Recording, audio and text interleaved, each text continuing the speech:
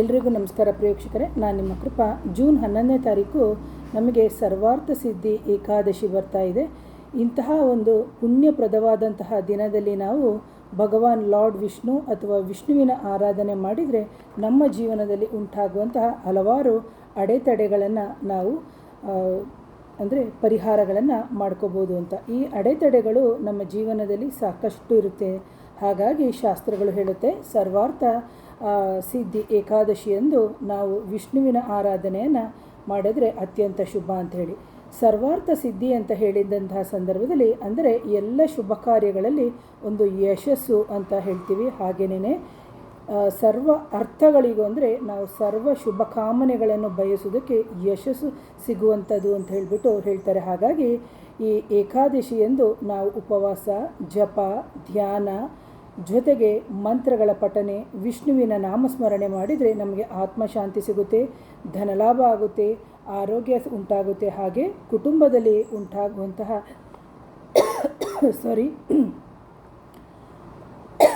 ಏನೇ ಕ್ಲೇಶಗಳಿದ್ರೂ ಸಮೇತ ನಮಗೆ ಸುಖ, ಶಾಂತಿ ಮತ್ತು ನೆಮ್ಮದಿ ಸಿಗುತ್ತೆ ಅಂತ ಹೇಳಿಬಿಟ್ಟು. ಹಾಗಾಗಿ ನಮಗೆ ಸರ್ವಾರ್ಥ ಸಿದ್ಧಿ ಏಕಾದಶಿಯಂದು ನಾವು ಎಲ್ಲ ಏಕಾದಶಿಗಿಂತನೂ ಇದನ್ನು ವಿಭಿನ್ನವಾಗಿ ನಾವು ಆಚರಣೆಯನ್ನು ಮಾಡ್ತೀವಿ. ನೋಡಿ, ಏಕಾದಶಿ ಅಂತ ಹೇಳಿದಂಥ ಸಂದರ್ಭದಲ್ಲಿ ಏಕಾದಶಿಯ ವ್ರತದ ಸಂದರ್ಭದಲ್ಲಿ ಹಲವಾರು ಮಹತ್ವಗಳನ್ನು ನಮ್ಮ ಹಿರಿಕರು ಕೊಡ್ತಾರೆ. ಜೊತೆಗೆ ನಾವು ಆಧ್ಯಾತ್ಮದಲ್ಲೂ ನೋಡ್ಬೋದು. ಯಾಕಂದರೆ ಏಕಾದಶಿ ವ್ರತದ ಒಂದು ಮಹತ್ವ ಅಂತ ಹೇಳಿದಂಥ ಸಂದರ್ಭದಲ್ಲಿ ಮನಸ್ಸಿನ ಏಕಾಗ್ರತೆಯನ್ನು ಹೆಚ್ಚಿಸುತ್ತೆ, ನಕಾರಾತ್ಮಕ ಶಕ್ತಿಗಳನ್ನು ಕಮ್ಮಿ ಮಾಡುತ್ತೆ, ಆತ್ಮಶಕ್ತಿ ಮತ್ತು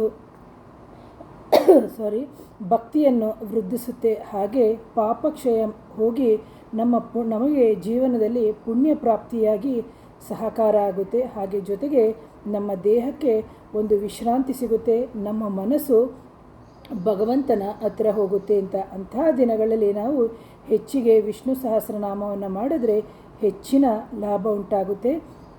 ಅದರ ಜೊತೆಗೆ ನಮಗೆ ಸಾಧ್ಯವಾದಷ್ಟು ಅವತ್ತಿನ ದಿನಗಳಲ್ಲಿ ನಾವು ದಾನ ಧರ್ಮಗಳನ್ನು ಮಾಡೋದು ಅತ್ಯಂತ ಒಂದು ಉಪಯೋಗ ಅಂತ ಹೇಳ್ತೀನಿ. ಹಾಗೆ ಇಲ್ಲಿ ಏಕಾದಶಿ ದಿನದಂದು ಉಪವಾಸ ಮಾತ್ರವಲ್ಲ, ನಮ್ಮ ಇಂದ್ರಿಯಗಳನ್ನು ಸಮೇತ ನಿಯಂತ್ರಿಸುವುದು ತುಂಬ ಒಳ್ಳೆಯದು.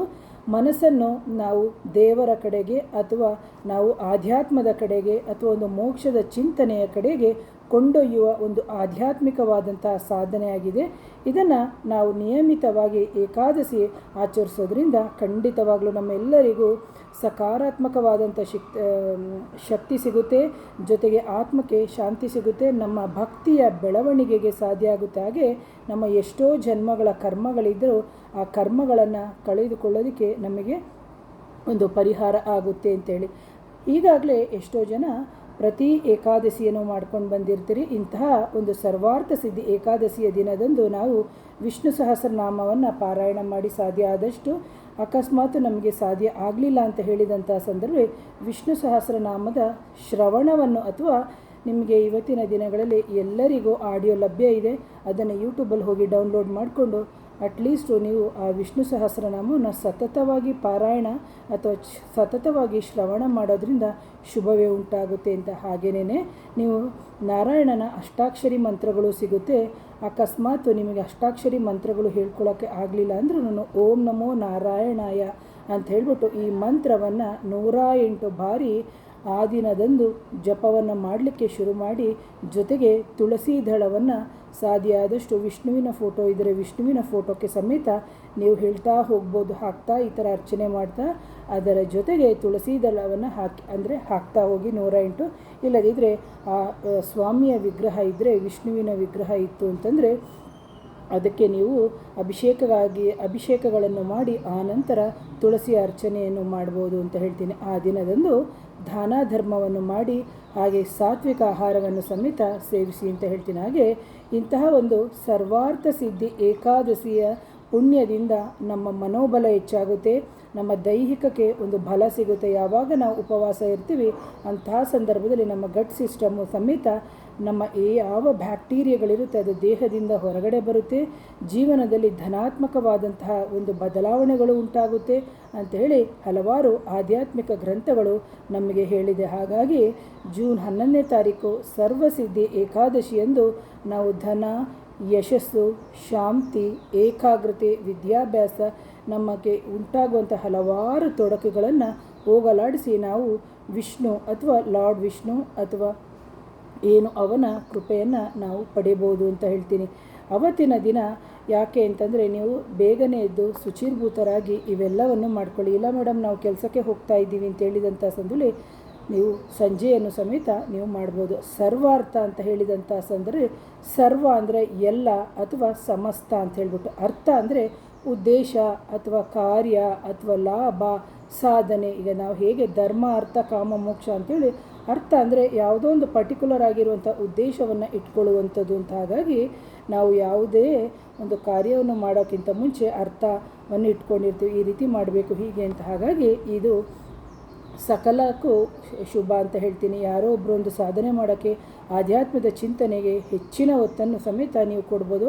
ಆದ್ದರಿಂದ ಸರ್ವಾರ್ಥ ಅಂದರೆ ಎಲ್ಲ ಉದ್ದೇಶಗಳು ನಮ್ಮ ಜೀವನ ಅಂದರೆ ಇನ್ನೊಬ್ಬರಿಗೆ ಕೆಡುಕನ್ನು ಮಾಡೋದನ್ನು ಬಿಟ್ಟು ಸರ್ವ ಇಷ್ಟಾರ್ಥಗಳನ್ನು ನೀವು ಬೇಡ್ಕೋಬೋದು. ಹಾಗಾಗಿ ಜೀವನದ ಈ ಎಲ್ಲ ಶುಭ ಕಾರ್ಯಗಳು ಅಂತ ಹೇಳ್ಬಿಟ್ಟು ಅವು ನಿಮಗೆ ನಡೀಲಿ ಅಂತೇಳಿ, ಹಾಗೆ ಎಲ್ಲ ಕಾರ್ಯಗಳಲ್ಲೂ ಯಶಸ್ಸು ದೊರಕೋದು, ನಮ್ಮ ಇಷ್ಟಾರ್ಥಗಳನ್ನು ನೆರವೇರೋದು, ಶುಭ ಫಲಗಳು ಸಿದ್ಧಿಯಾಗುತ್ತೆ, ಜೀವನದಲ್ಲಿ ಪ್ರಗತಿ ಮತ್ತು ಸಾಧನೆ ಆಗುತ್ತೆ. ಆದ್ದರಿಂದ ಸರ್ವರಿಗೂ ಒಳಿತಾಗಲಿ ಅಂತ ಹೇಳ್ತಾ ಈ ಸರ್ವಾರ್ಥ ಏಕಾದಶಿಯ ಶುಭಾಶಯಗಳು. ಜೊತೆಗೆ ಆ ವಿಷ್ಣುವಿಗೆ ನೀವು ಅವತ್ತಿನ ದಿನ ಎಷ್ಟೋ ಜನ ದೇವಸ್ಥಾನಗಳಿಗೆ ಹೋಗ್ತೀರಿ, ನೀವು ನಿರಾಹಾರಿಗಳಾಗಿರೋರು ಇರ್ತೀರಿ, ಅದು ನಿಮಗೆ ಗೊತ್ತಿರುತ್ತೆ.